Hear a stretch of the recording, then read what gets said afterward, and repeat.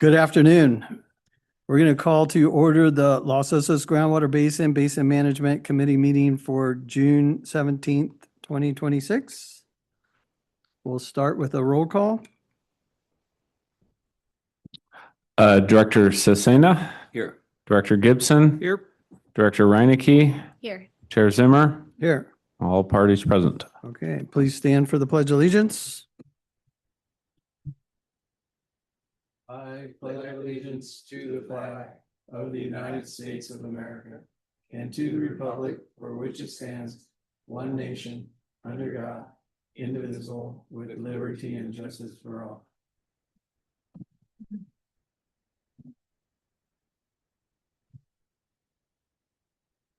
Okay, item 4, board member comments. Do we have any comments from the board?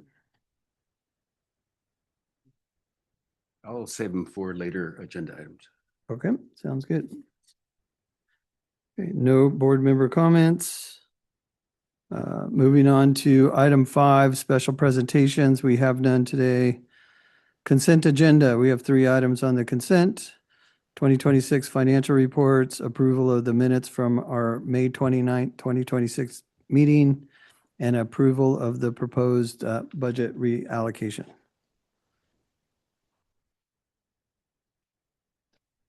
Yes. So yeah, pretty standard stuff. I guess the one item to just highlight was the budget allocation for the habitat conservation credits. We had budgeted 15,000 in HCP credits for the Sweet Springs monitoring well.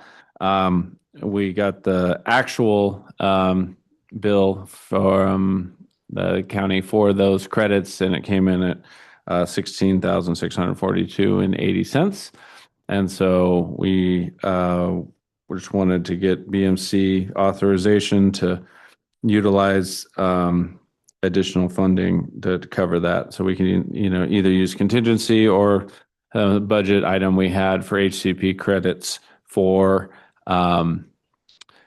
the geophysics, which turned out we didn't need HCP credits for geophysics. So really we had 2 options. And so just bring that to the board's approval consideration. Okay, thank you for highlighting that.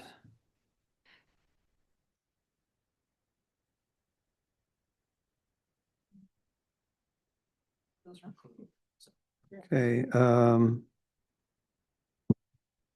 public comment on consent agenda? If you would like to make a public comment and you're in the boardroom, please come up to the podium. And if you're online, please raise your hand and we will take any public comments in the boardroom first.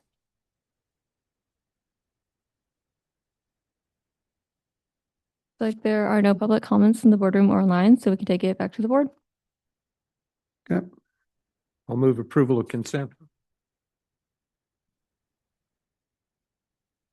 Are you looking for direction as to how to cover that? Looks like extra $1,600. We're proposing to use the funding from budget line item 10, which was the HCP credits for the geophysics that we don't need. Yeah. Second. All in favor? Aye. Any opposed? Motion passes 4-0. Okay. Moving on to item 7, public comments for items not appearing on the agenda. If you would like to make a public comment and you're in the boardroom, please raise your hand. And if you're online, please come up.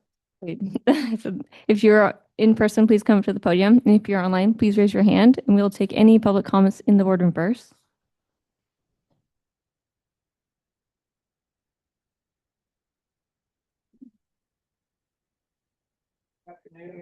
Patrick McGivney with Osos Sustainability Group.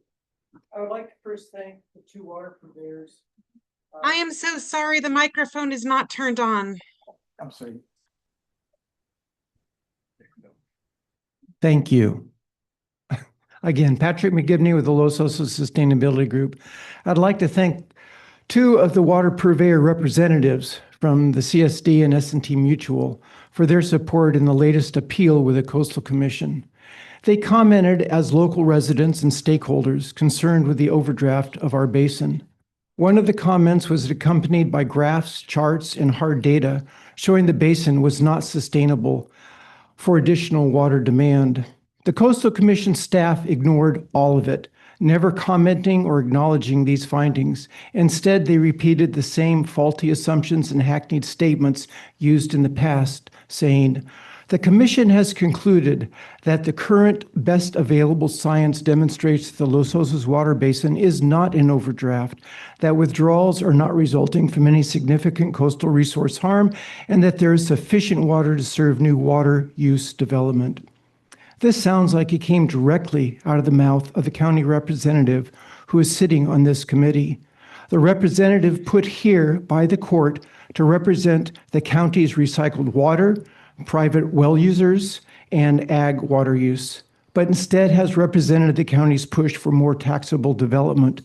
This county representative has stated that if this committee doesn't support more water development, then stop issuing will-serve letters. Mr. Zimmer, you and Golden State Water are the only impediments to this happening. All actual water data and the new transient model, and now AI, show that the Los Osos water basin is not just in overdraft, but as the Department of Water Resources says in the director's report, this basin is in critical overdraft. Public Utilities Code Section 451 does not require you issue will-serve letters. It requires that your pipelines, your wells, your pumps, your utilities be put in functional shape to supply the water your customers need. It does not say you need to supply that water, especially if your resource is in critical overdraft. Please join with the other purveyors and institute a water moratorium preventing the county from issuing additional CDPs until we have a dependable water source, outside water source, or a sustainable water basin. Thank you.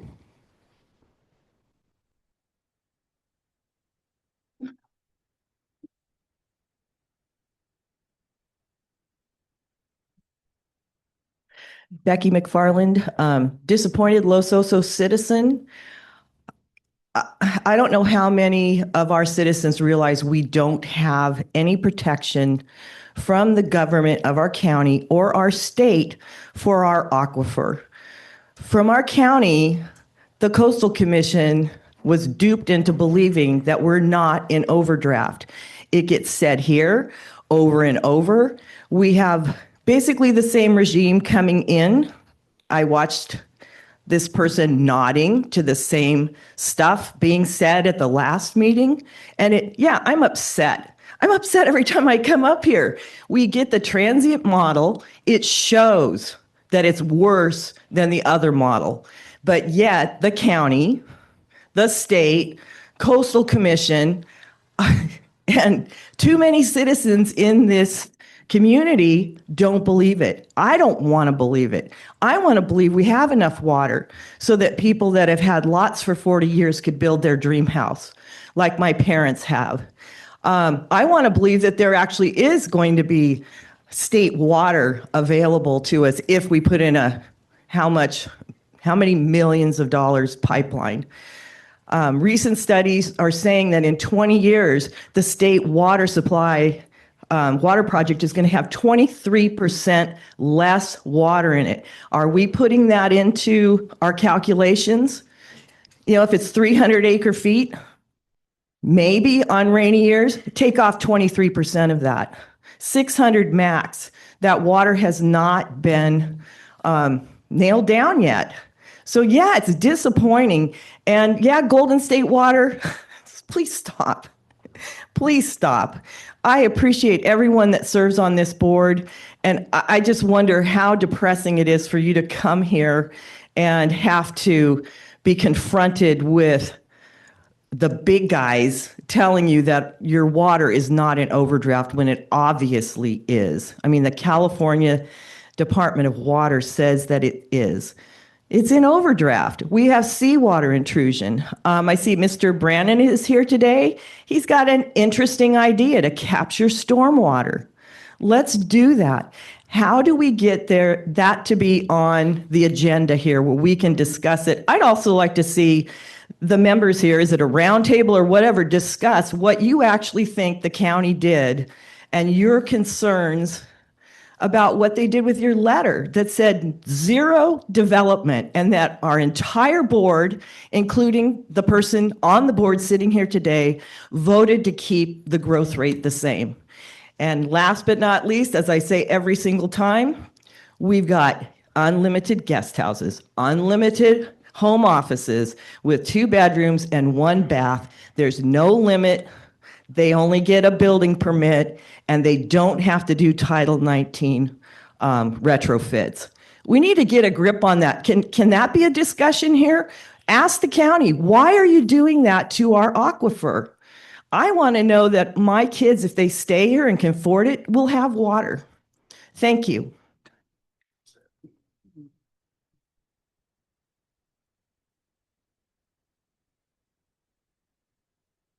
Looks like there are no further public comments in the boardroom, but there is one online. So Jeff Edwards, all you have to do is unmute yourself. Yes, thank you. Good afternoon. My name is Jeff Edwards, and I wanted to revisit an idea that I've advanced before. And as we look for real on the ground basin management initiatives, I'd again like to revisit the idea of an inflatable dam at Los Osos Creek, just right there on the south side of Los Osos Valley Road. This is a low-tech, low-cost way to enhance natural recharge of our lower aquifer. And I don't know. I mean, certainly there have been other suggestions. Warden Creek. Let's look at that at the same time. That's again a real on-the-ground solution. But we seem to keep working simply pushing paper. In fact, I'm going to rename the Basin Management Committee the Paper Management Committee. So let's start working towards real on-the-ground improvements that can enhance safe yield and better protect our basin. With regard to the inflatable dam, that's again so simple, low tech, and the backdrop. If any of you have read the paper or online, we're expecting a strong El Nino coming, 63% by some accounts. So, this won't take forever. I'd ask you to direct staff to set some of their paper aside and start working on a real on-the-ground project. That's what we need. Thank you. There are no further public comments online, so we can take it back to the board. Okay, thank you. Appreciate the comments. Any follow-up to those comments? I think they were just general comments on our performance, but and I would conditions of like the to basin. make sure it's clear that the letter I wrote to the Coastal Commission was from myself, not representative of the CSD. As far as will serves, we have not had that discussion, not even at the Utility Advisory Committee level. So if there's a feeling that we've already locked into a decision on that or something, we haven't even started discussing that sort of thing. Yeah. Okay, sounds good. Thank you. Okay. We'll close public comment. We'll move to item 9, or I'm sorry, item 8, the basin management report. Thank you, Chair Zimmer. Happy to provide the Los Osos Basin update report.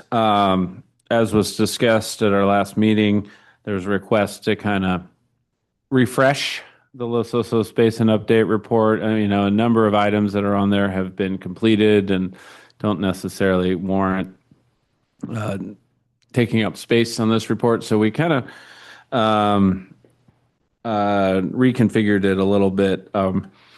So the first, again, we highlight sections that are new and changed, but we also did some structural changes. One of the first ones you'll see is under discussion, subheading tentative upcoming agenda items.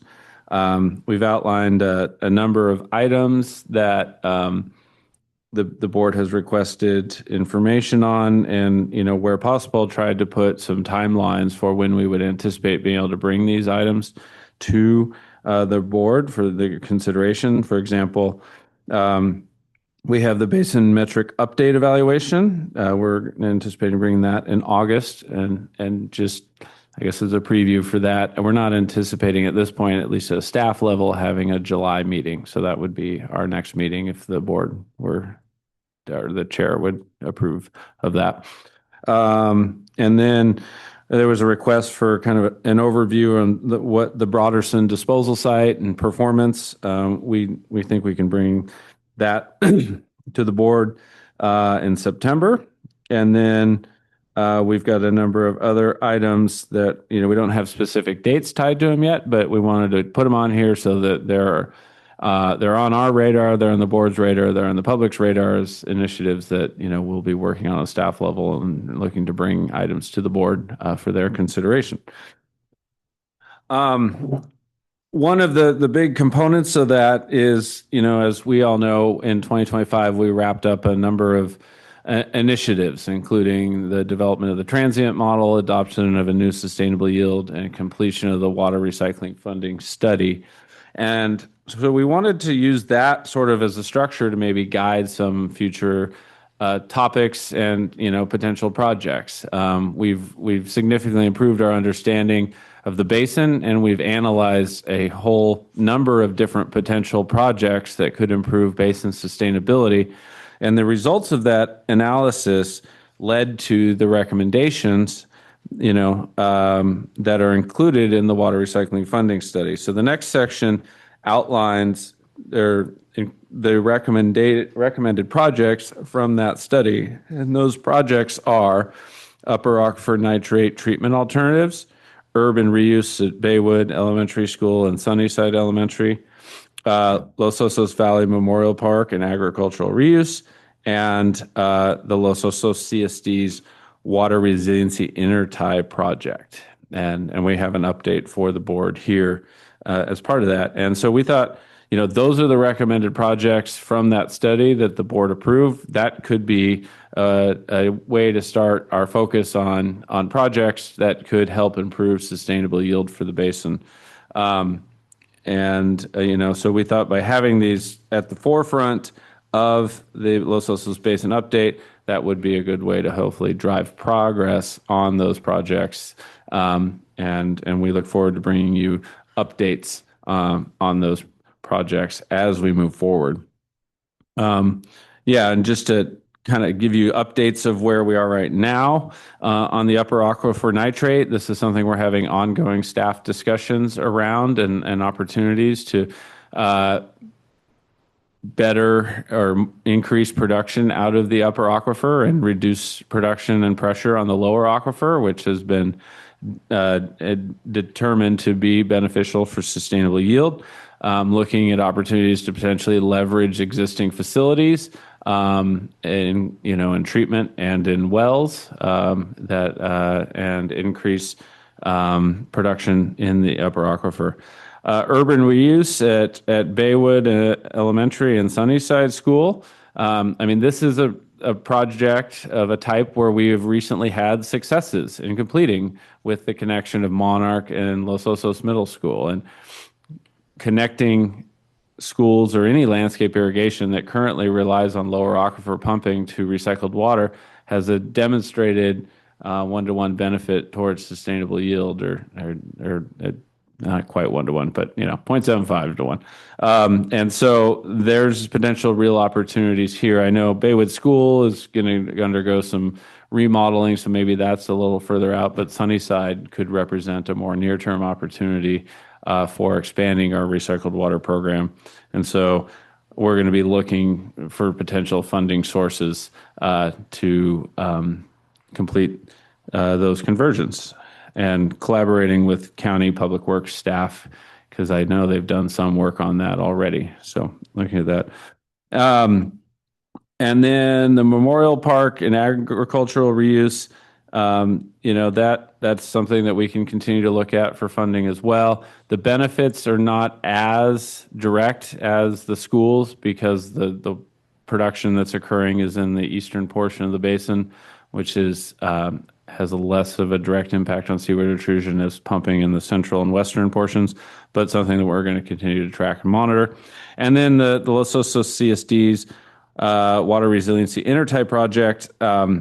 We have an update here. The CSD has awarded a design contract, and that design effort is currently underway. There's been a scheduled delay associated with the complicated geography and geology, but the CSD is continuing to coordinate with the county and the bridge contractor to install the section of the pipeline that will traverse the creek via the new bridge. And then the design for the rest of the pipeline will be ongoing and progress towards work towards obtaining the coastal development permit. And as we reach future milestones for that project, we look to bring more information to the board, the BMC board, for its consideration. So that's that component of the update report. The other component is the basin metric evaluation. I've covered this. We anticipate bringing this in August. Staff has already seen an admin draft of the recommendations to the metrics, and so we look forward to bringing those recommendations to the board. Broderson disposal update, again, that'll be coming in September.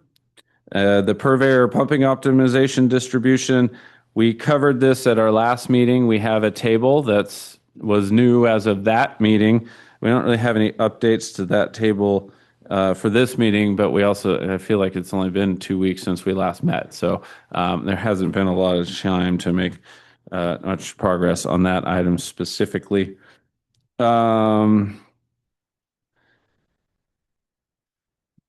With respect to sustainable yield, as the board knows, every year we need to adopt a sustainable yield for the upcoming calendar year before the end of this calendar year. So we thought that probably be good to get that conversation started sooner rather than later. So we anticipate bringing recommendations for an updated sustainable yield for 2027 at our August 2026 meeting.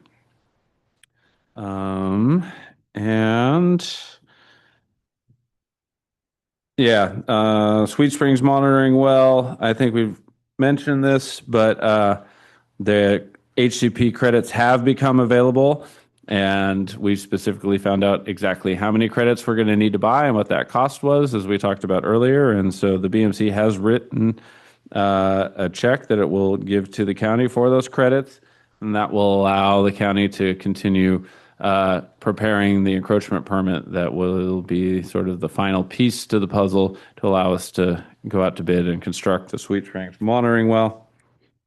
And then we have generally the county planning updates. I don't know there's any of significance included in this. Recycled water and Cabrillo Estates and Sigma updates, which I don't believe have been updated since our last meeting. That concludes my presentation of the Los Osos Basin Update Report. Okay, thank you, Dan. Appreciate you updating the report. See the changes. I think you did a good job and did what we directed staff to do. So appreciate the comments. Maybe I'll save the rest of my comments till after public comment on this. Just wanted to highlight, well, maybe let me make a couple first. The projects you picked out in the water recycling project, those are all good projects. Support moving forward with those. The water resiliency intertie project, having that bridge crossing is a significant milestone to get completed there. So, and then a couple of the other ones, the reuse is an important component. And the nitrate treatment, it's something we have conversed with, looking at other wells and have some water quality has potential there too. So looking at that project, I think warrants additional work. Okay, any other board comments before we go to public comment? All right, why don't we go to public comment on this and then we'll bring it back to the board. If you have a public comment and you're in the boardroom, please come up to the podium. And if you're online, please raise your hand. We will take any public comments in the boardroom first.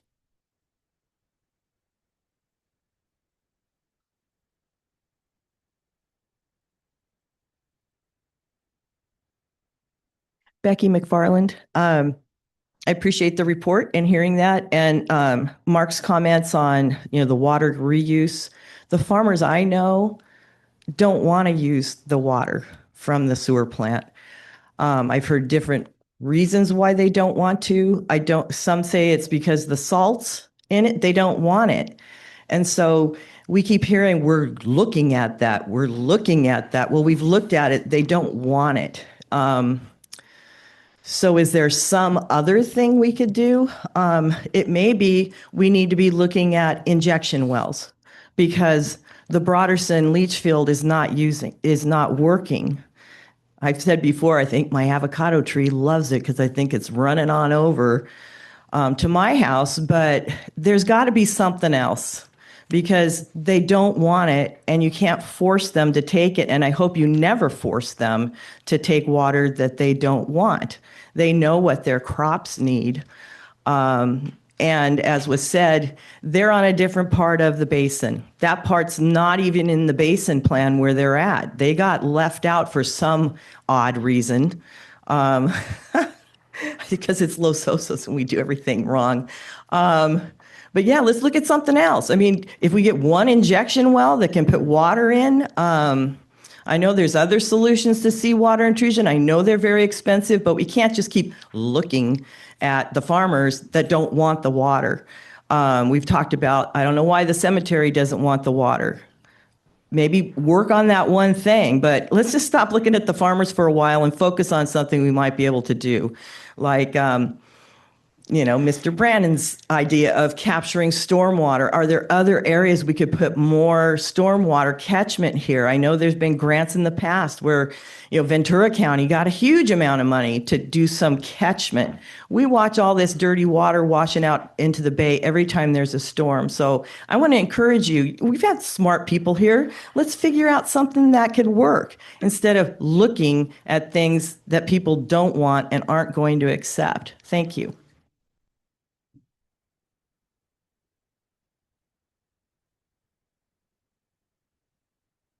There are no further public comments in the boardroom, but there is one online. Jeff Edwards, all you have to do is unmute. Yes, good afternoon. My name is Jeff Edwards, and I wish that staff would quit wasting time on bad ideas. We seem to keep recycling some of the same old bad ideas. And the water recycling funding study, there's very little that's come out of that that's worthwhile. Program B is mentioned, nitrate removal. We know that has limited quantity and serious quality considerations. So let's not waste our time and effort on that. Direct staff to not waste any more time on that. It's ridiculous. Urban reuse at Sunnyside, please. That's laughable. What is it, an acre foot, 2 acre feet a year? Let's not spend, why would we spend any time on that? That's absurd. The Los Osos Memorial Park, that's been asked and answered. That's old news.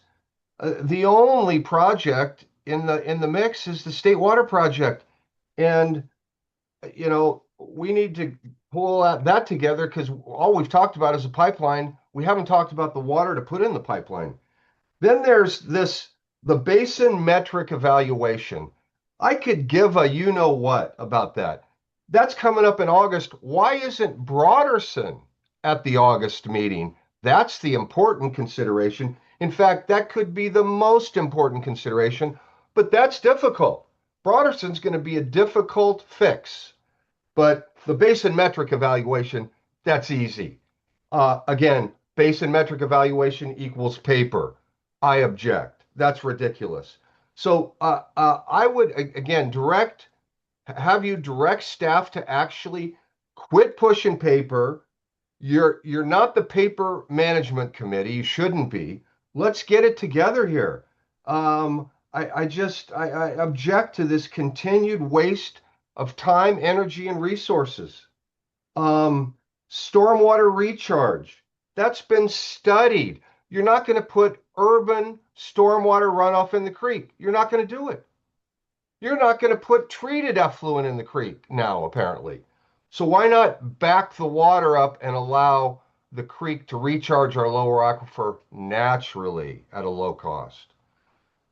It's just, what's frustrating for me and perhaps other members of the public is that this committee does so little over so long a time, over a decade. And I'm disappointed again. Thank you.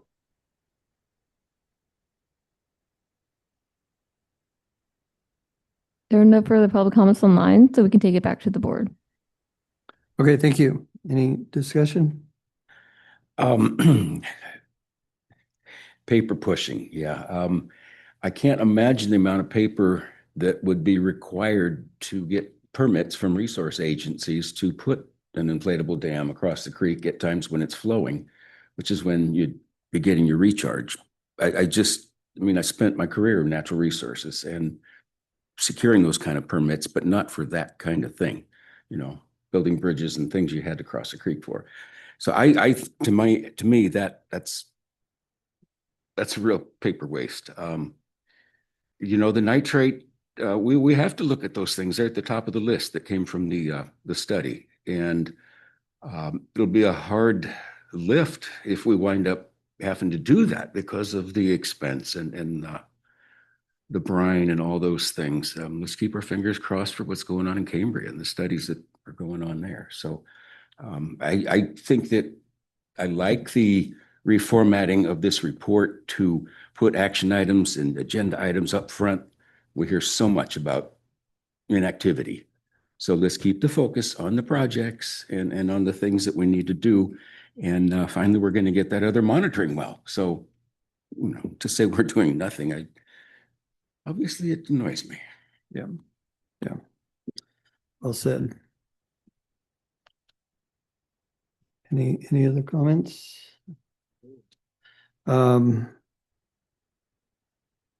Just a comment along those lines. Yeah, we talk about the state water intertie and then the upper aquifer. I've always visioned that as being a very short term, the upper aquifer utilization. We just can't depend on that. And maybe there's a short period where that is valuable to use today. And while we're working through the state water connection and shift over, ultimately, I don't see that upper aquifer is sustainable based on all the components of it, just even water quality to disposal to cost, operational costs, all those things are challenging. Yeah. But they are projects. Yes, and the nitrate levels in that upper aquifer, the report did show a decline. So maybe that'll just keep happening. And maybe that gets back to what you're saying. It's a short-term bridge. Yeah. Okay. Okay.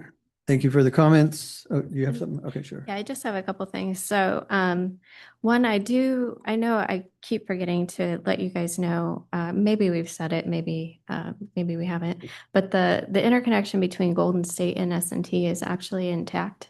It was repaired. So you can make the update if you'd like on the project list, which is pretty significant, definitely a positive development.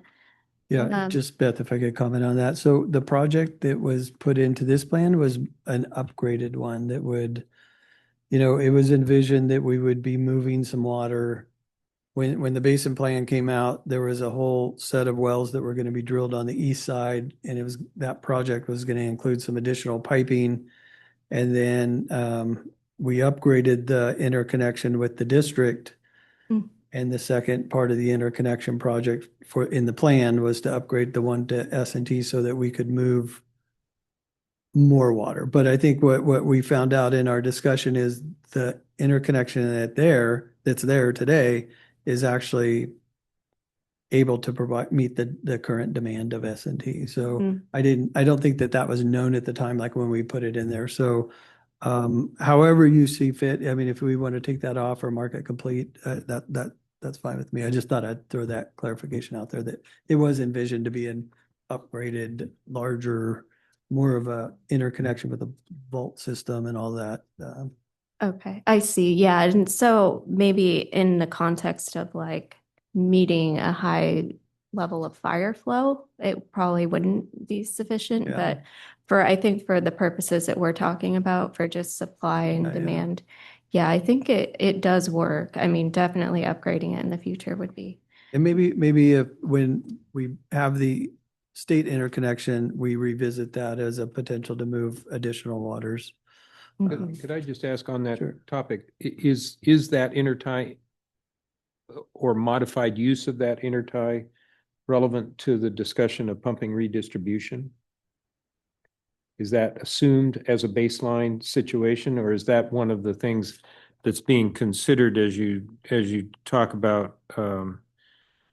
It says pumping distribution and demand balance analysis. There's nothing under, as I look at the purveyor pumping distribution optimization, I didn't know whether that particular piece of infrastructure had a place in the execution of the redistributed pumping.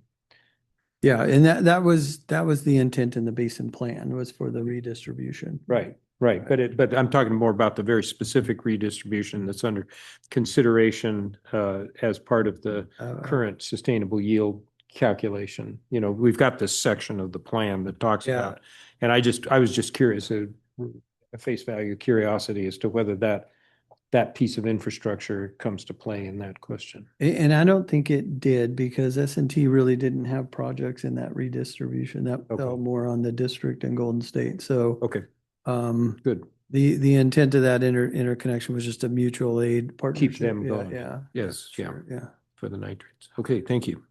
Yeah, I guess on that point, I mean, if the intertie that does exist today is sufficient to supply water supply needs, I mean, it'd be great to update that on our status of basin plan programs. I mean, I think we could mark that complete. Is it used? Are we? Is it currently, you found that it's intact, but it is used or not used? It could be used. It's sitting ready to be used, but we would only execute it in the event of an emergency or if there was a need, if there was some repairs. So it's really a resilience Yeah. measure. Okay. Where the other interconnection for the project, I mean, for the plan, was intended that if we were, let's say we complete the intertie with the state water, Yeah. S&T could turn off their wells and actually take water from the Take, sure. state. You know, I think that's the whole plan of everybody to Makes kind of do sense. that, is Yeah. take the water when it's available. We Right. reduce our pumping. It helps the basin. So when we need to rely on it, Got it. the water's there. Cool. Thank you. Yeah, thank you for mentioning that too. And I'll just say on that project that you're mentioning, I do think it's an important project. It would need to probably be rescoped. I think it's going to be more than 30,000 for sure. And I know these are old estimates, but I think that we've sort of had discussions about maybe doing it elsewhere in the system where they would interconnect, not necessarily up in that area. So I think it's definitely a worthy project that we could use kind of in line with taking state water. We can add it as well to this list. It just isn't the project we're talking about right now, for sure. Yeah, I mean, maybe there's an opportunity just to characterize sort of current status, you know, so we have, above that, we have the community nitrate facility which we, you know, describe funding status as partial, and then we have a description that facility, the Golden State's existing facility could potentially be used as a regional nitrate treatment facility in the future, but states that it's not currently. We could do something similar here with the intertie, that the intertie is complete and could potentially be part of a program C shift in production at some point in the future, but is not currently. Just be a little more descriptive of the status. Yeah, just to be clear, this would be a second interconnection, I Oh. think, that we're potentially talking about. So it would be in addition to, which is only, more advantageous. So my other comment before we move on, I just want to talk about the table. And it kind of, it always is interesting to me because the influent values and the effluent values, of course, you have a lag in time. But what I'm trying to figure out right now, so when we're talking effluent, Dan, do you know, is that the effluent of the plant or is this an effluent to the pipeline going to recycled water? Because they don't always necessarily, like in April, we had almost 70 acre feet going in, but only 42 coming out. My understanding is that influent is coming in, effluent is leaving the plant, and then it's broken down based on where it goes to different sources, Broderson, Bay Ridge, ag users, and urban irrigation. And I believe we've looked at this in the past. I think it's somewhat of a factor of there's a really large storage lagoon, I guess they call it, or pond at the water recycling facility. So that goes up and down. And so that accounts for some of the discrepancy.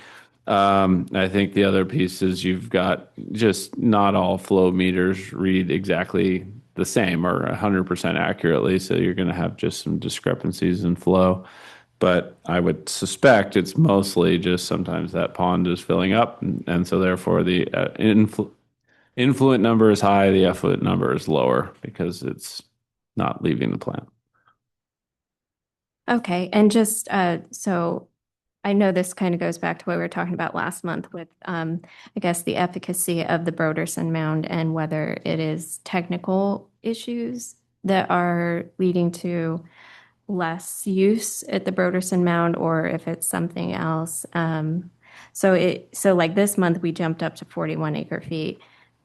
Last month it was 30, and I don't know what the inconsistency there is, but it would be kind of nice to understand this a little bit better, I think, and have some different additional data maybe is what I'm wondering about. Sure. We can, Mr. D'Antona, if you just make a note, we'll contact Public Works and get a short explanation on the variations we see there. That'd be easy.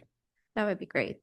Thank you, Super. And Mr. Chairman, if I could, if I'm not intruding on someone's time, as I was looking at this table, it occurs to me that not listed on the summary table of our various programs is the state water intertie. And I wonder if it would be appropriate to establish a program S or something like that for state water and just list that so we have all in one place, should anybody ask, the very significant potential improvement to the water supply. Yeah, the discussions that we have is that we were planning to bring it into the BMC at some point and make that a BMC. But right now, I think it lies with the district, it's their project today, and once we become a partner and really establish that, I think we're all on board to do that. But that hasn't happened yet. So I'd leave that comment to the district, really. I'd only noted that one of the columns is parties involved, and there are quite a number of these projects that are identified as simply as one water purveyor. So, I mean, again, it's a matter of formality, really, over substance, but I think it's important to the extent that table gets looked at by those interested in our programming. Yeah, and I wouldn't mind, speaking from the district's perspective, I don't think we would mind seeing some kind of arrangement move ahead there. We've been funding so far. And at some point, we need a cooperative agreement of some kind to figure that out. Yeah. I don't know if our attorneys need to serve up first. Could we make that? How about we make that? I know we're having a BMC staff meeting tomorrow. Maybe we could make that a topic of discussion to see if there's any, how would we phrase it perhaps? Mr. Sesania, any objection to establishing at least the formality of a program S? We can consider it next time we meet. Don't have a problem with staff having that discussion. And just it is on our projects to identify too, you know, or to work on from the water recycling funding project. So, Yep. but you know, I know we also have the adaptive management perspective too. So maybe that's part of it too, you know. But yeah, we need to keep the project moving, and whatever's the most helpful way to make that happen, I'm all on board for that. Good. Okay. We Comment on what Beth was talking about with the SOT. Well, I mean, that's kind of a big thing that happened and we didn't get to comment on that portion of it. We've already closed the public comment. Why don't we bring it back to the next meeting? It's an existing interconnection that we had in place. It wasn't a significant change in operation or basin objectives, so. It's to the makeup of the board and S&T is gone. That's the question. Oh, Different question. yeah, that's different though. That's not anywhere. I don't think that is part of the interconnection, so. We can bring that back if you have additional questions on that, but I'm gonna move forward. Okay, any other board member comments? Okay, we'll go ahead and close out item 8. We'll move to item 9, our action items. We have 2 items. Item A, final draft 2025 annual monitoring report. I'll turn it over to Dan. Give us an introduction into that first one. Yeah, so item 9A, final draft annual monitoring report. We had a relatively lengthy presentation and Q&A session at our recent meeting on the public draft annual monitoring report.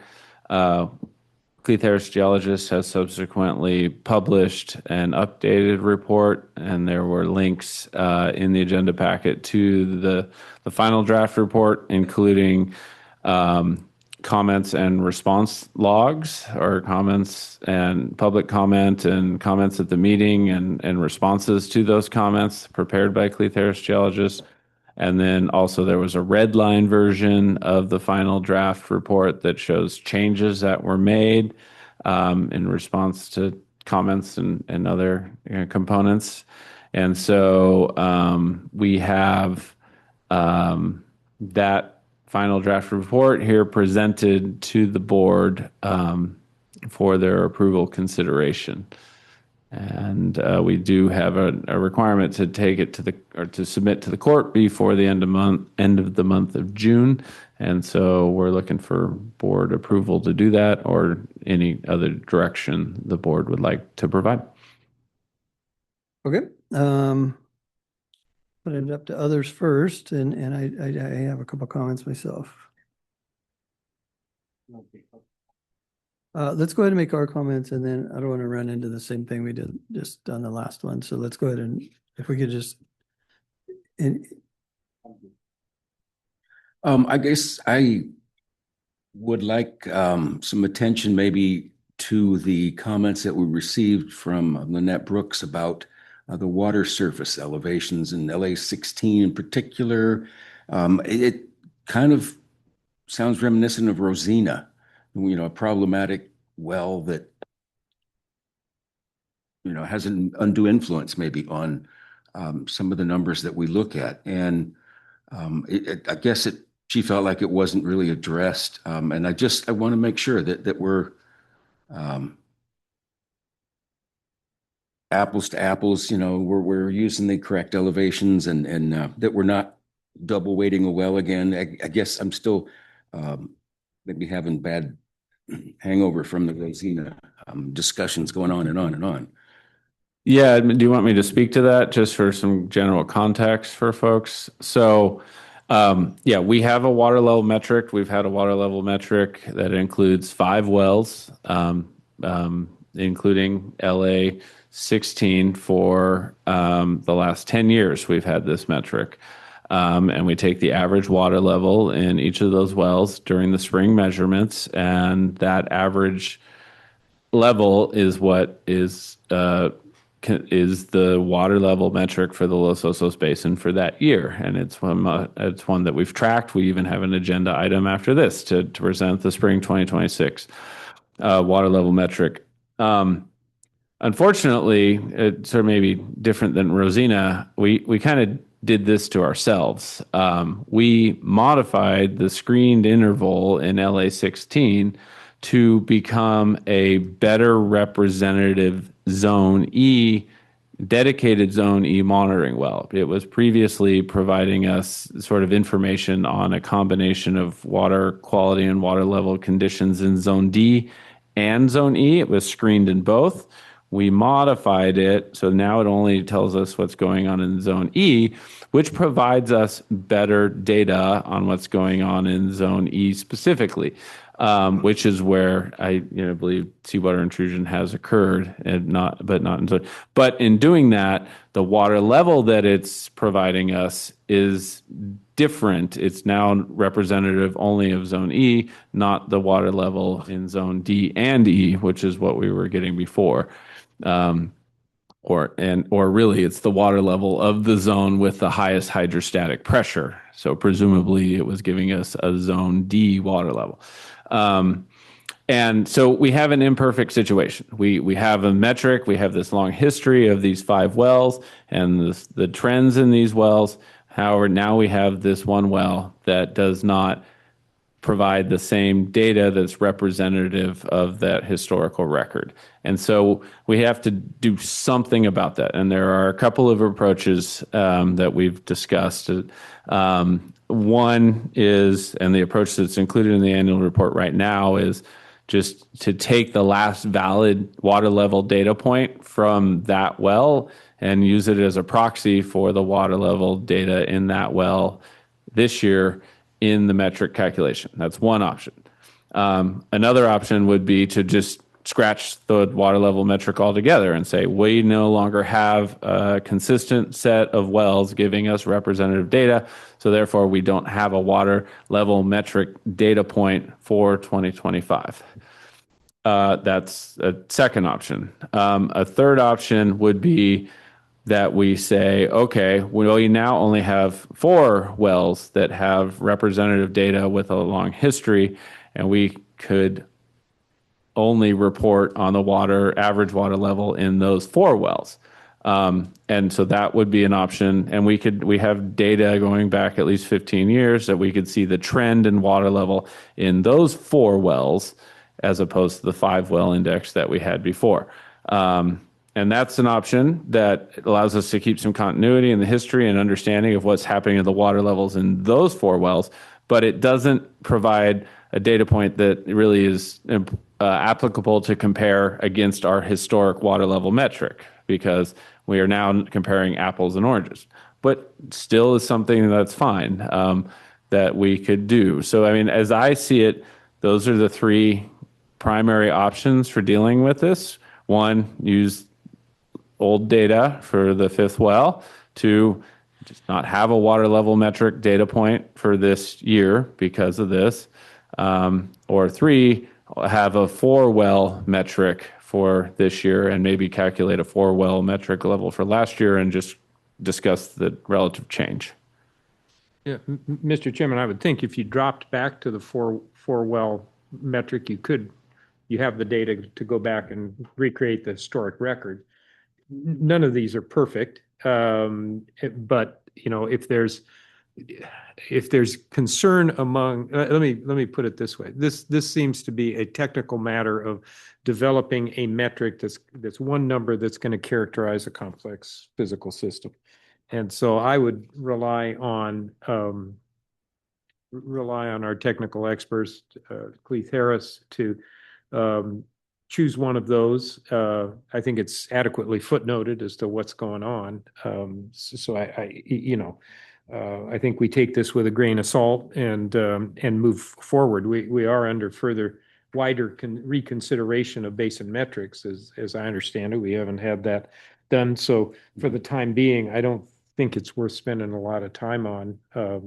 We can recreate metrics historically with 4 if we wanted, or we could do what's been done here. And I think it's all 6 to 1, half a dozen to the other. We're not making any management decisions on that. We're trying to characterize the history here.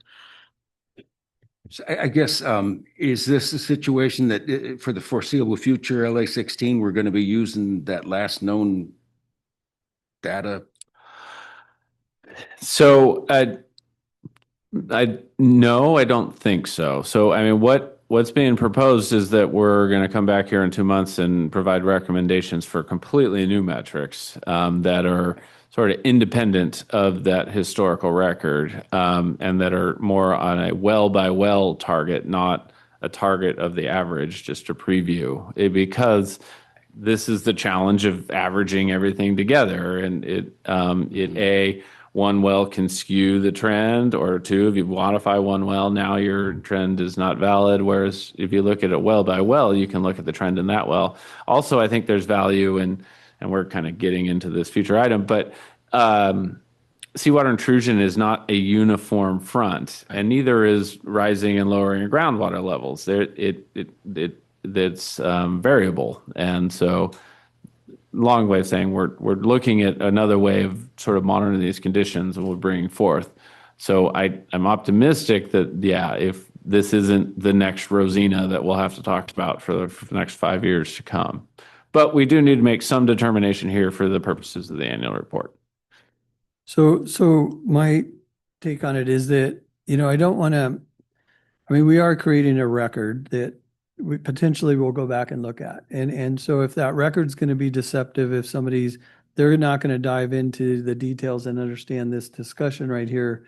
And if that record's leading them to believe that there's something different occurring out there than what we have information to modify that makes it more realistic. And the way I look at that is that those 4 wells that we do have consistent data on show a trend line that is different, and it's almost thought that the well that we modified would have followed that same trend line, right? So why wouldn't we just use the four data if it is a low hanging grab to put that data out there, and maybe we have it,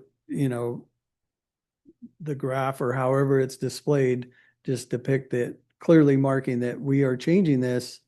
And it's, I think it takes our metric that how we characterize what we use the metric for. It takes that off the table. Like, we can't use that information because it's not comparing, but it does show the trend of the water levels of those 4 are in a different state than whether we keep the old well's value or the well that we're talking about value. It artificially inflates that declining trend, right? So I would favor that we use the 4 wells, and we clearly display that information and make the footnote on it that this is the best available information we have. Well, go ahead. Okay, I'll just, I'll say I agree with that. I think, bad data is worse than no data sometimes. And so if we're not removing it, then just using the 4, I think, seems to be the best approach in this situation. Yeah. I think that's a perfectly reasonable approach. In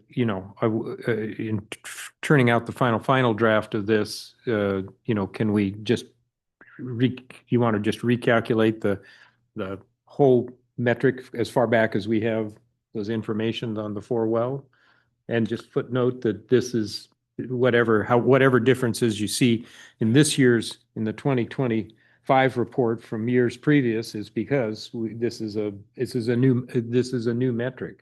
We're left to decide. I don't think the story in the new metric is going to be radically different than the story that we've seen, right? We see water levels going down and then water levels coming back up. It's going to be different numbers. We should redo the dashed lines that are our targets thing and all that kind of stuff. I don't know how much. Yeah, I don't know if worth we need it. to go that far as far Yeah. as redoing the target, but maybe having that Yeah, second line. we that- can't. Yeah.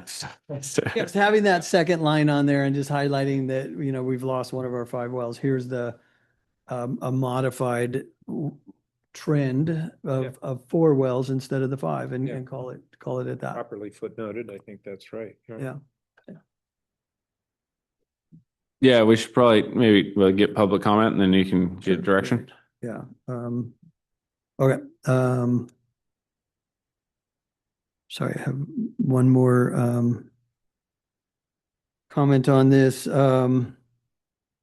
Also, there was a comment about the executive director's report and adding in our modified pumping conditions that we have. And so I thought that was a pretty, that's a significant event on our part to make that change. And I think in subsequent years, when somebody goes and looks at the annual report, they're not going to get past the executive summary, and having that line I think it's in item 7 or section 7, having that brought up into the executive report that, talking about the sustainable yield, our modified pumping and how we've adjusted the sustainable yield. Isn't that for next year though?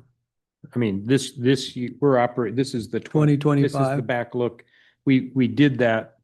The modified pumping is only to do with the basis of the 2,000 acre foot 426 going forward. So I don't think we need to, it doesn't affect anything in the 2025 report. And I would think perhaps even it's more, it doesn't even really need to be in the 25 report. It needs to be in the 26 report, but this is a look back. So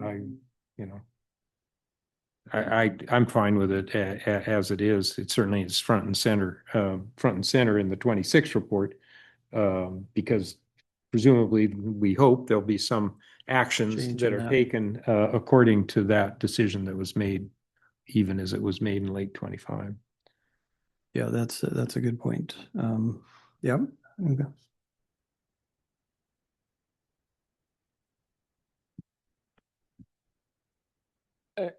Yeah, I think so. There is a comment, or there's language in the report and the body of the report that references the change in sustainable yield for 2026 and how that could or would impact, the 2025 basin yield metric if that were taken into consideration.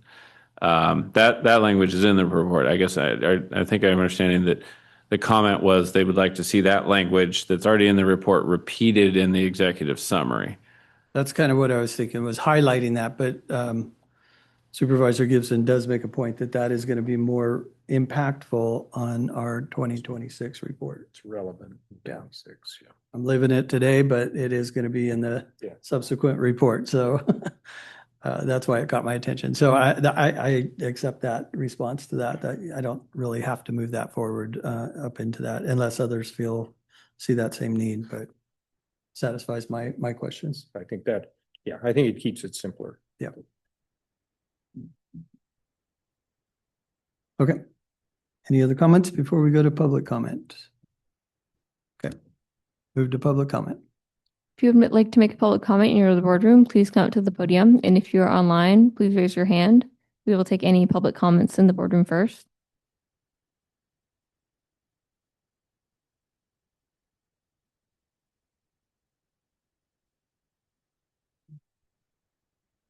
Good afternoon, Patrick McGibney.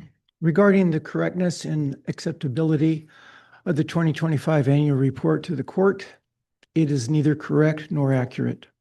But first, I'd like to bring to everyone's attention what it says on the director's report on page 26 of 46 of the agenda packet. This is stated in every report and is the consensus of the Department of Water Resources. And it says, the Los Osos area subbasin is listed in a critical conditions of overdraft. Hold that thought. Now, regarding the annual report, on the executive summary, first paragraph, the Los Osos Basin Plan Groundwater Monitoring Program is necessary to accomplish the following continuing goals set forth in section 2.4 of the Los Osos Basin Plan. Number one, provide for a continuously updated hydrological assessment of the Los Osos groundwater basin, its water resources, and sustainable yield. Number two, create a water resource accounting which is able to meet the information needs for planning, monitoring, trading, environmental management, utility operations, land development, and agricultural operations. Neither of these goals are stated in the first two primary goals of the Basin Plan, neither of them. The first two goals, as stated in section 2.1 or 2.4, which you do not mention, is first, to stop and reverse seawater intrusion, and secondly, create a sustainable water supply for the community. Instead, you make the statement, quote, since 2019, the BMC has made significant improvements to its groundwater monitoring program, end of quote, implying we're making progress. But these improvements for the last decade of management have neither stopped seawater intrusion nor created a sustainable water supply for the current population. This needs to be included in the annual report. The court needs to know this. This annual report, as written, is not complete or acceptable. Thank you.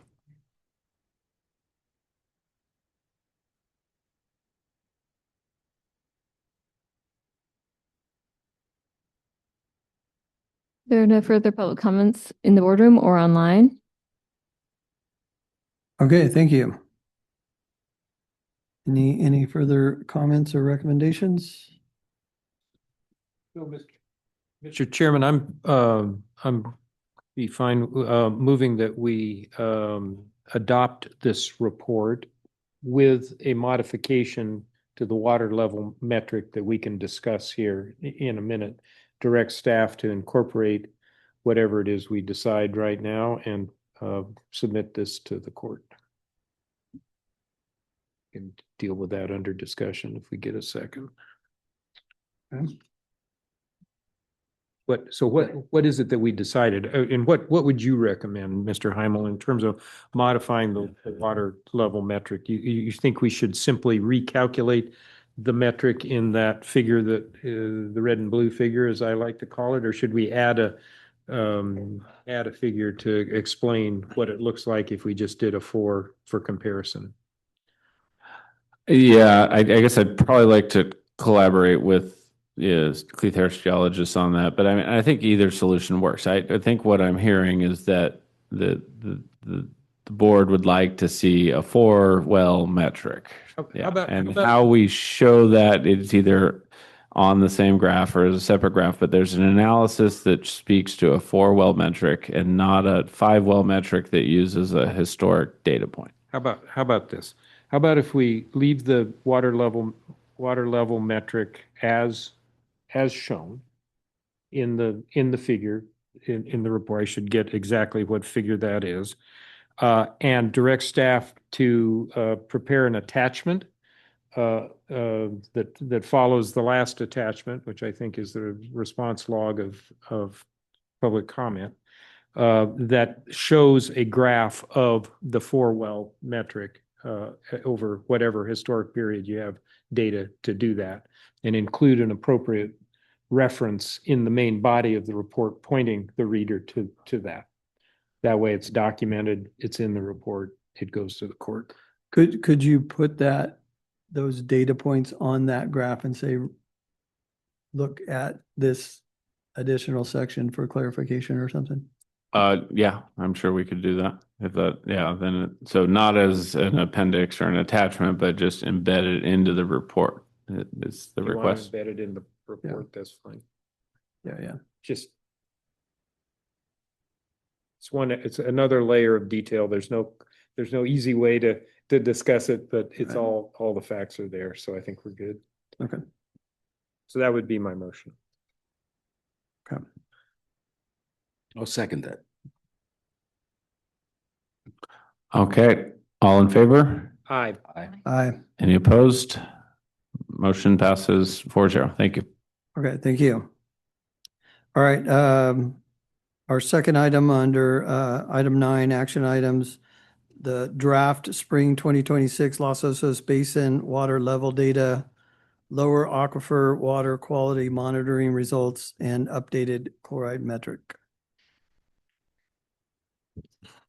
All right, thank you, Chair Zimmer. So yes, we have data from spring of 2026, and including updated water level and chloride metrics. I will note that the water level metric shown here is consistent with what was included in the annual report that we were just showing, which is utilizing the old data point from 2024. So sorry, Chuck, I think I have to take it back. We got to talk about this again. But it shows it going up, which is consistent, right? I mean, that's what we can tell is from the last one to this one, we see it rising. Slightly. Yes, I got to look at that. Well, yeah, because the old data point didn't change. So any change relative to the last one would have been representative of conditions in the other 4 wells. So yes.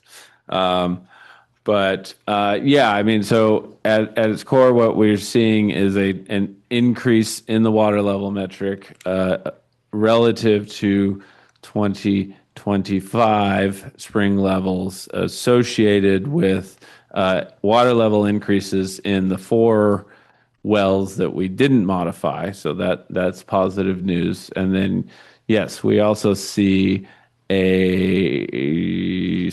I guess we see a slight increase in the chloride metric relative to the spring measurement for 2025, as shown in the graph as well.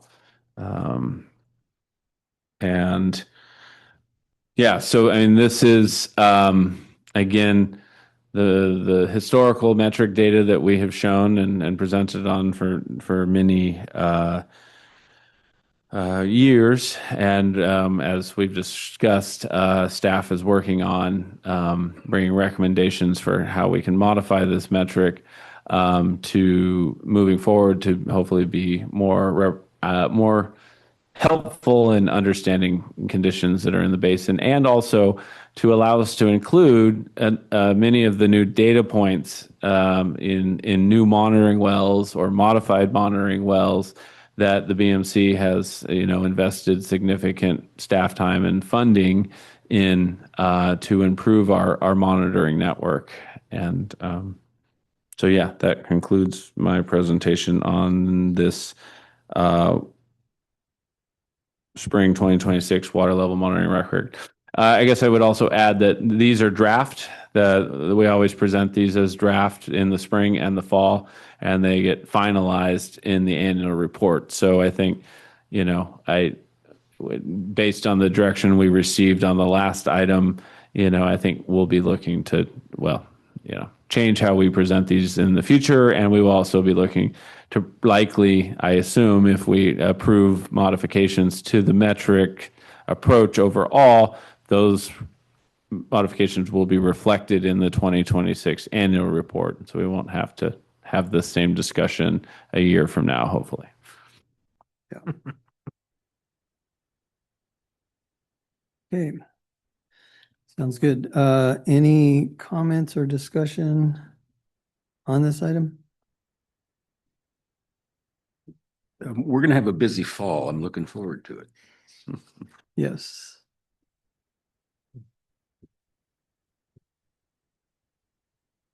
I just want to make an observation on one of the data points. So for the CSD well 10, what I'm noticing, and so going back to Spencer's rationale for, he either adjusts, holds, or I think maybe even modifies the Rosina well based on whether he believes there's upper aquifer influence. And I'm wondering if we shouldn't have him look at the CSD well 10 because it's kind of an interesting thing happening there too. And it's just essentially it's either the nitrates going up a surprising amount in the lower aquifer or there's upper aquifer influence there. And I think that could potentially skew numbers. So also the South Bay well, Mark, I don't know if you have any comments on that one. It's also going up in nitrate in the lower aquifer, which was previously justification for saying it was upper, maybe potentially borehole leakage or upper aquifer influence.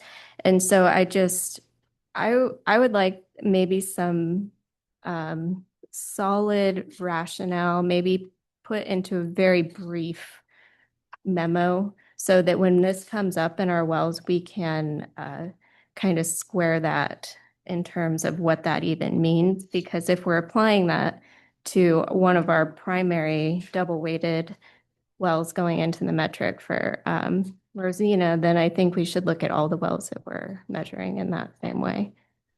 And it could indicate that maybe we do need a little bit further investigation on our lower aquifer nitrate influence if it is occurring. Maybe, there are some wells more susceptible to that than others, so might be also a part of that. But I think at the end of the day, all this really indicates is we definitely need to work on getting our metrics probably separated out and not averaged. I think that's a huge project that will be super helpful. I wonder if that conversation might be wrapped into our discussion of a new set of metrics, rather than create a separate work product. Because if we were going to do a separate work product in the LA 10 well, I believe it is, I may have that wrong, but Blaine Reilly of our groundwater sustainability department has shown some correlation, at least, with chloride levels measured in that wells tracking with the extent to which that well had been pumped in the month or two previous.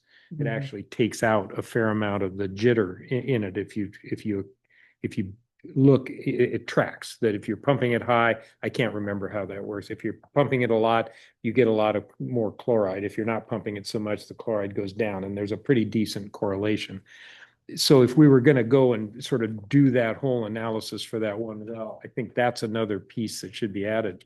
But maybe let's get through our modified metric discussion and see what we need to do in terms of looking at the wells that contribute to it, so that we have a focused, a sort of a more focused work. Be my thought. Yeah. And so does that address your question? Would that, tying that into the metrics and diving into those details to really understand that better? I think that would be fine. And now that we brought that up, I think that even knowing how long they pump it, if it hasn't been pumped, or if it has pumped, maybe just a production value and how long it was pumped, added into the data that's collected. I mean, it might be work on our part to provide it, but he's got all that. Yeah.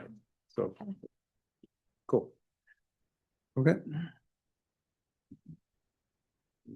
Okay, no further comments here on the board. We'll bring it to public comment.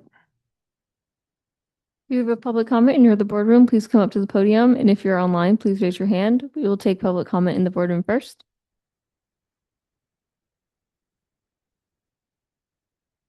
Thank you, Barry Brannon. Being an engineer from many years back, I understand graphs pretty well.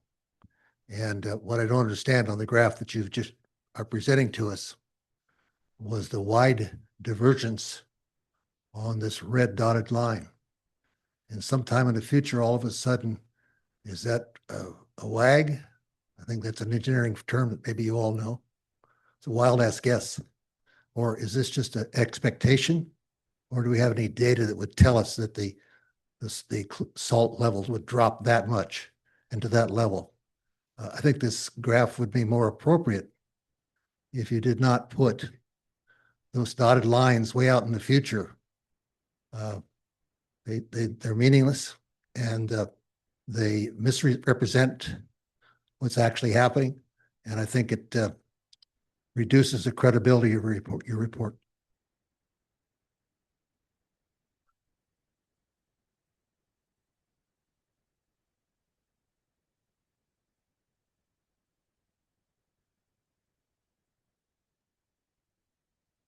Becky McFarland.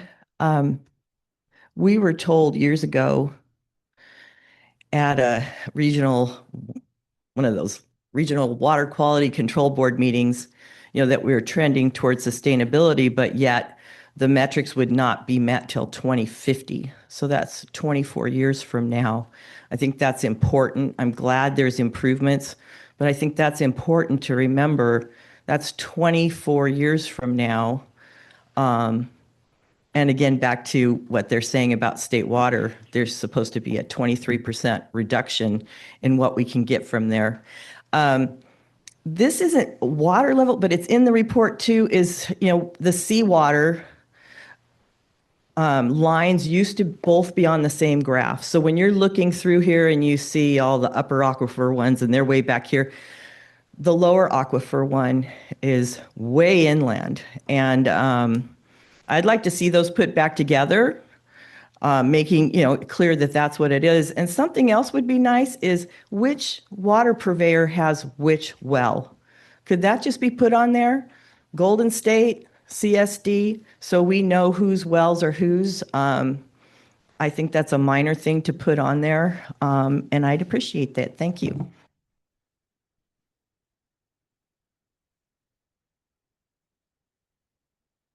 There are no further public comments in the boardroom or online, so we can take it back to the board.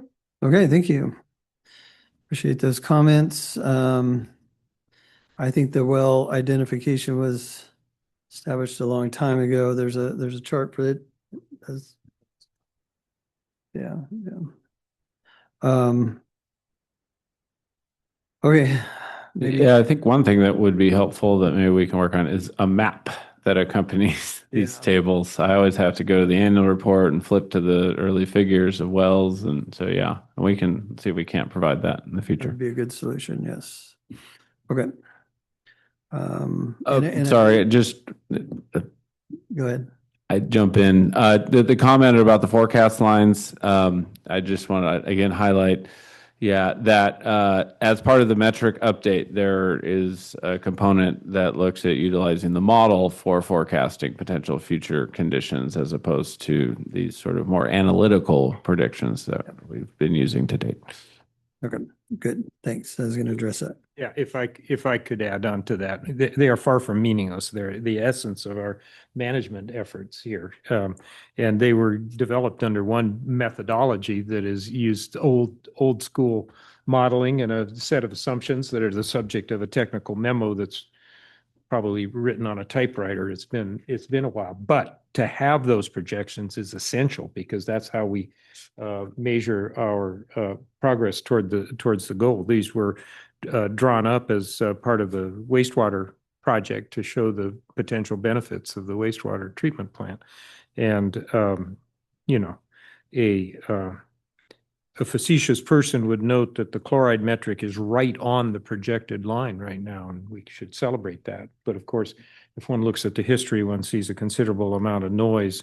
The epistemic uncertainty of it is significant. So, it's going to be good to revise our thinking about the metrics and also to revisit how we make the projections, how we calculate the projections. But having those projections is essential. Yep. Good point. Okay, so are you looking for any approvals from us on this one, Dan, or is it just receive and file? I think the only update would be the water level, applying the same methodology or recording that in some way, right?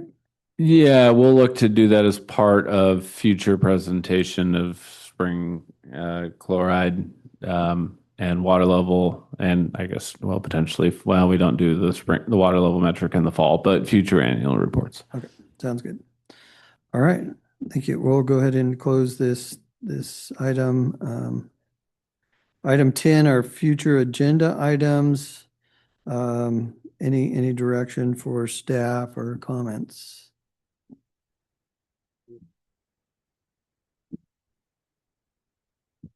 I think we have a lot of direction for Dan on things to work on. Yeah. Okay. I'm sorry, I don't remember if this was brought up last meeting or not. Did we ever discuss potentially reviewing or looking at the Cabrillo estates? I know that came up a lot in public comment, but their project is kind of at the forefront right now, just in terms of it intersects with a lot of stuff we're doing here. And I was just curious if we were going to give more time and space to review that as a project. I mean, I guess I'll just speak from the BMC. My recollection, we haven't discussed it since the last time we discussed it, which the BMC voted to write a letter of support for the project, but I don't think it's been agendized since. So right now, as you may know, by the action, or more accurately, lack of action taken by the Board of Supervisors, May 5th, I think is when it came to us.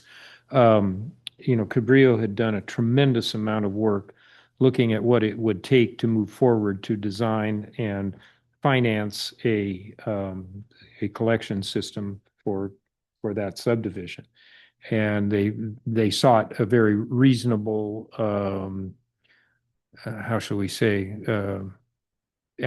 support action from the Board of Supervisors to advance some money so that a Proposition 218 measure could be put forward to actually secure the assessments that would secure the funding. And unfortunately, none of my colleagues were interested in that. And so at this point, the property owners there who are interested in this project are regrouping to see if conversations with the CSD might provide a path, or whether some kind of separate private funding might be a path, or whether some modified approach in some way or another. So we're in a regroup phase here, but the idea remains, and certainly one that I support very strongly. Again, very disappointed that my colleagues couldn't see the benefit or the reason to front some money that was very likely to get paid back. Thank you, Supervisor Gibson, for that update. And since you brought it up, do you mind me asking what the hurdles were for them to approving it? It was the risk of the ask was $500,000 to take the next set of steps to prepare enough of a design to get a decent cost estimate that would establish what the assessment would be. Past that, it would take probably most of another $500,000 to actually get through the process of putting the 218 vote out to the property owners that would be affected. And if that assessment vote failed, then the county would be out most of $1 million. And my colleagues were fearful that wouldn't, that there was too much risk in not getting repaid back. If it passed, the county would get repaid out of the proceeds of the assessment. That was the model that we used for the overall sewer plant, the wastewater treatment plant here in Osos. The county fronted something over $8 million to get through the process of securing the assessments and the rates and charges that then led to the favorable financing that then led to the actual execution of contracts, and got fully paid back. The board, since there was the circumstances are very different. There is no mandate for Cabrillo to sewer their neighborhood. There's no, the regional board has not issued a cease and desist order. There's nothing forcing that to happen. They saw that, and I think it's quite a reasonable assessment as a sensible alternative to advanced on-site treatment systems, the advanced septic that they would have to put in as septics fail. And I fully understand and accept there can be differences of opinion as to whether putting a sewer in or just putting an advanced treatment system on one's property. But the reality was that there was not sufficient threat to motivate our board to take a risk that all of my colleagues felt was too great. Thank you. Okay, why don't we go to public comment on this since we talked about so much, and we'll go ahead and open it to public comment. you have a public comment and you would like to make, if you're in the boardroom and you would like to make a public comment, please come up to the podium. And if you're online, please raise your hand and we will take any public comments in the boardroom first. Becky McFarland. There, can you hear me okay? As for future agenda items, I propose that there be a discussion about the makeup of the board. It's important for community members to know if we will be losing a member due to the joining of S&T Water and Golden State. S&T Water has been an important voice on this board, so I'd like to know where we stand on that. And then a few years back, I spoke to the attorney for Sigma, and I was told that one of the most successful basin committees in our state is in Monterey. And I actually have a friend who serves on it. And I've observed their meetings. I've observed one down in Las Virgenes. The difference in what they do is they include members from the ag community, a public member, it may be more than one, a representative from environmental concerns. It could be from businesses, but we have well owners that don't feel like they're represented. And they've told me that. They've been here a few times, and I wish they'd have more of a concerted effort to push that out. But I think that would be good. And I am very concerned that we may lose one of the seats on this board. My second proposed agenda item is a serious discussion of rainwater capture on ag land, and that's if the farmer rancher is willing to participate. And along with that is to report on all the agricultural users that have been contacted within like the last 2 years to find out if they're interested or willing to use this recycled water. I mean, I can say what the 3 people I know say, but is there anything where people have gone out to each farmer or a survey card or something sent out and then follow up that those are sent back so that we know that they really don't want it? There's a lot of new farms in the valley. There's new vineyards, there's more avocados, there's lots of things going on. So I think that would be important, and that would be something the community can say, wow, okay, they didn't just look at it. They took those steps to send that out, ask those users what they think. Thank you.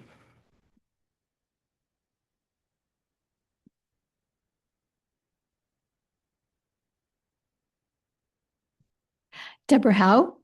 Well, thank you for that mention about the Cabrillo Estates sewer. We don't feel that project is dead. Actually, the Regional Water Board has reached out and asked for a meeting with County Public Works and the people that represent Cabrillo Estates, the Property Owners Association. And we expect to have that meeting on July 1st. And we'll see how that conversation goes. The people up in Cabrillo are still wanting to move forward on the project, and so we're not letting it go. One more comment regarding recharge. Out of curiosity, the Anastasi building next to Sea Pines did reserve 3 lots for a ponding basin. And while we know that project is not being built right now, I'm just wondering, would it not be possible to go ahead and build that ponding basin and start collecting that water? Thank you.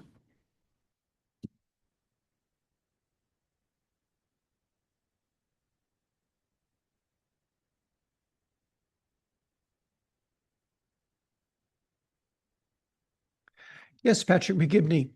A year ago, Director Reinecke identified 5 major actions that needed to be addressed immediately. None of them have been. Discussing them in private staff meetings doesn't cut it. These are issues that the community must be part of, and it's our water, and it's something we have to have a say in. Ms. Reinecke asked that these be put on the agenda and discussed. What they needed to be is prioritize a reduction in pumping and stop and reverse seawater intrusion, basically repurposing Title 19, a growth support tool, to a conservation tool. Number 1. Number 2, connect all remaining non-sewered homes, about a quarter of the homes in the community, including those in Cabrillo Estates that you've been talking about, to a sewer collection system, and that needs to be discussed. Implement a stormwater capture program. And this is an important one. With the coming El Nino, we have no way of capturing street runoff. We have no catchment basins. What is planned for this? Number 4, add forever chemicals, PFAS and chromium-6 to our basin management plan, along with the strategies to eliminate them in our groundwater. And number 5, provide equity for all users, sharing the cost and conservation across the basin between prohibition zone users who currently bear the brunt of the sewer and management fees, and the private well users who should be metered and monitored. So those are the issues that Ms. Reineke had asked for. I would like to also see those on the agenda. So let's please start using at least one of those each time we meet, or maybe all of them. Thank you.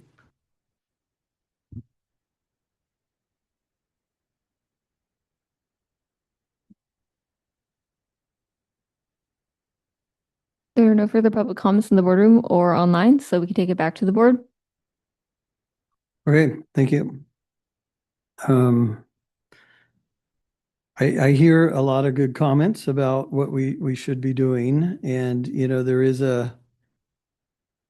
we have a certain role and function that we need to stay in line with. And if we cross over into other agencies' purviews, it's, you know, probably not the best function of our time and resources. We have a lot to do here as water purveyors coming together and managing the basin. And so there is a nexus. I don't want to disqualify that, you know, all of this touches water in some way, but we can't do it all. You know, we have to focus in on some projects. I hear what the public is saying. There's ways we can support these projects, and I think they should always come to us and we discuss them, and if we're able to support them. But taking them on and being the lead agency and having the role and the responsibility, those we need to keep in mind what our roles and responsibilities are. I don't know if there's any other comments on that or. The one particular issue I hear about over and over, and I can't believe that there hasn't been some preliminary data gathered to address the whole stormwater capture issue. Is it real or is it not? You know, we're pretty close to the bay. Most of that water is going to be that perched aquifer. Is it hit the bay before it's ever gonna? Is there really anywhere in town? Maybe behind Morrow Shores, because you know, when it really gets going, it comes down Pine Street there. So some of it's probably dropping down. But I guess I would like to know if we can't put that to rest, that issue, because it's just not really feasible. I know the CSD thought at one time, project that was over in the 6th, 8th Street neighborhood, somewhere in that area along El Morro, but nothing's come of that. So I guess I would like to, if we can, gather what has been gathered and just put that one to rest. That seems like easy, low-hanging fruit. The equity issues and that kind of thing, that's the bigger picture. Yeah. I recall probably now 5 years ago, we had a exercise that we did a couple times over the course of 3 or 4 years of prioritizing the projects. And I do believe, if I remember correctly, that stormwater was considered within that priority and put at a low priority because the cost benefit analysis didn't pencil out. I mean, I agree with Mark. We've got a lot of things to do, and I've heard stormwater capture brought up in numerous settings in various basins that I've worked on. And yeah, I get the attraction of it, but at the same time, the actual execution of it is often way more complicated, thus way more expensive, and way less productive of actually adding water to the basin than we would hope. This is much more a wider sense. County had studied a little bit of it to catch some runoff on the streets and collect it and pump it into the sewer to utilize the unused capacity of the sewer treatment plant. And that even didn't pencil out, or at least it didn't rise to a high priority. So I'm fine with your idea that we gather that information when staff has time to do that. I too don't the past experience over the course of more than 10 years of dealing with this, though, is that the probable cause hasn't existed in the past, and I'm dubious that it exists. Yeah, I don't think anything's changed. It would be nice. I mean, I'm always looking for things that we can quit talking about. So I'll just comment on that as well. And thank you for having the conversation. So when it comes to Los Osos, there are a couple features of Los Osos that I think make it more of a prime candidate for stormwater. One is you already have the sloping, so you have gathering spots that make it available. You have significant amounts of runoff that go out to the bay.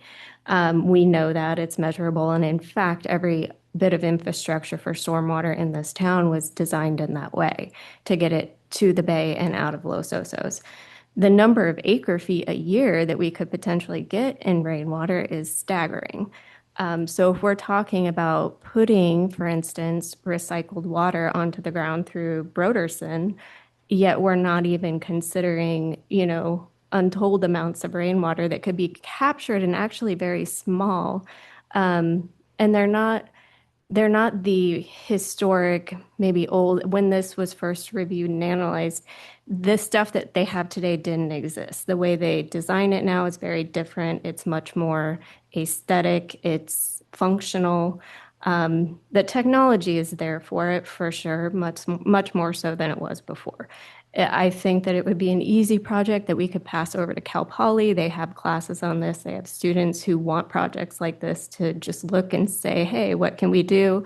If they could do something like that preliminary for us, it would be a good give and take with the local educational institution, and we could also get something out of it for free.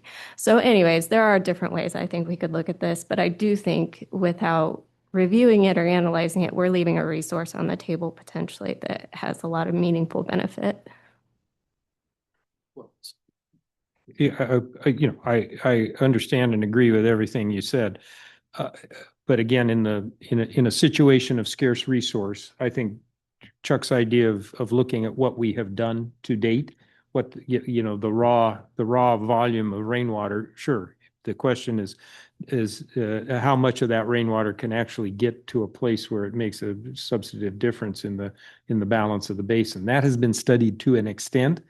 Again, because it did not rise to a large level, and the expense of manifesting that benefit to the places where the water is pumped. I mean, the rainwater needs to be put in the ground so it can be treated, so it can be added to the resource, so that it can be extracted again. And all of that has been studied to an extent. I would submit that, again, looking at staff's resources here, I'm fine with us making sure we understand what we've studied to date at a point when that can be worked in. But we've already done the studies that show the promising directions that can make a substantive difference, and that is the state water intertie, upper aquifer nitrification. We also have a number of other, let me call them administrative issues. I think the question of spreading the benefit of the recycled water that's in use now, getting that paid for by a wider set of basin users has been something we've talked about for quite a long time. That, all of that contributes. So I'm not against it. I think I understand the concept, and I understand that the traditional modes of development have left us underutilizing the runoff that we do have here. But I wouldn't advocate moving forward until we've understood what we've already found. And again, my recollection is that it's not going to be the benefit's not going to compare favorably to the cost. So, but we can wait to see that at a point when we have that information in front of us.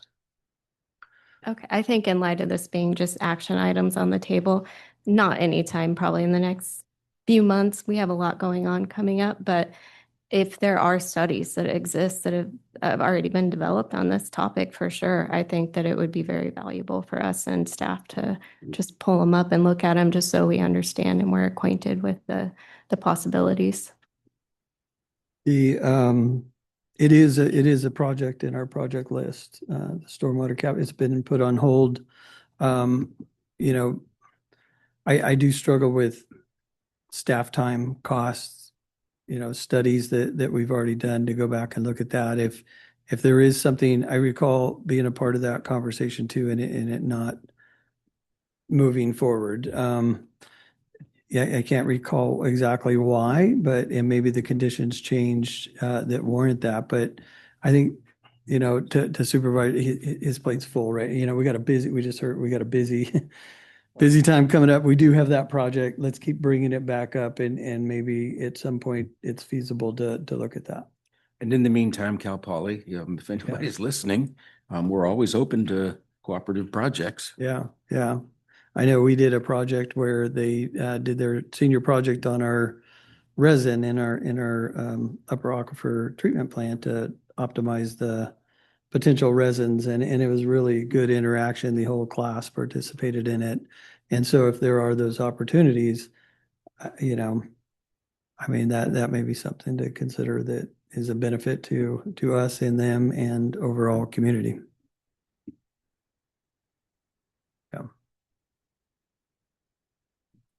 Okay. Thank you for that conversation and input. That'll close item 10. Meeting's adjourned. Thank you.